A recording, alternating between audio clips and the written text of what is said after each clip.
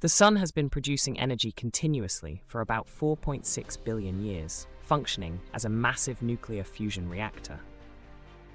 In its core, the temperature is around 15 million degrees Celsius. At this temperature, hydrogen atoms, particularly the isotopes deuterium and tritium, undergo a process known as nuclear fusion, in which they combine to form helium.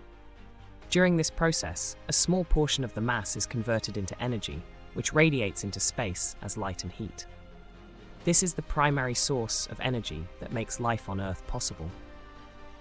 One of the greatest goals scientists have been working on for decades is to replicate this fusion process on Earth in a controlled manner. Projects referred to as the artificial sun aim to reproduce the reactions occurring in the Sun's core to generate clean, safe, and virtually limitless energy.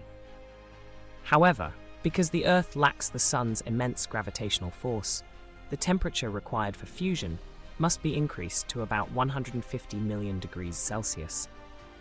This is roughly 10 times hotter than the Sun's core. Under these conditions, hydrogen turns into plasma, which can be controlled with magnetic fields. The most widely used system in fusion research is the tokamak design. A tokamak is a donut-shaped magnetic confinement device. Plasma is held in place by powerful magnets to prevent it from touching the reactor walls, and it is heated with microwaves and particle beams. Another design is the stellarator, which uses a more complex magnetic field geometry to improve plasma stability, though it is more difficult to construct than a tokamak.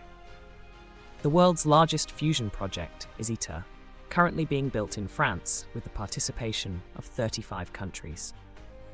ITER aims to produce 10 times the energy it consumes. China's East Reactor has achieved a world record by reaching a plasma temperature of 158 million degrees, and South Korea's KSTAR reactor has maintained 100 million degree plasma for more than 30 seconds. In the United States, the National Ignition Facility, NF, achieved net energy gain in a fusion experiment for the first time in 2022. The advantages of fusion energy include the absence of carbon emissions, an abundant and inexpensive fuel supply, no risk of chain reaction accidents, and minimal radioactive waste. Theoretically, the deuterium extracted from just 1 liter of seawater could meet a person's energy needs for years. However, significant challenges remain. These include maintaining plasma stability at 150 million degrees, developing reactor materials that can withstand extreme conditions, managing high construction and operational costs, and achieving net energy gain on an industrial scale.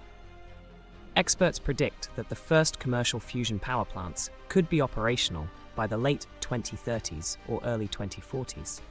If this happens, energy crises, dependence on fossil fuels, and carbon pollution could be greatly reduced. If developed correctly, fusion energy could be one of the most important technological revolutions of the 21st century.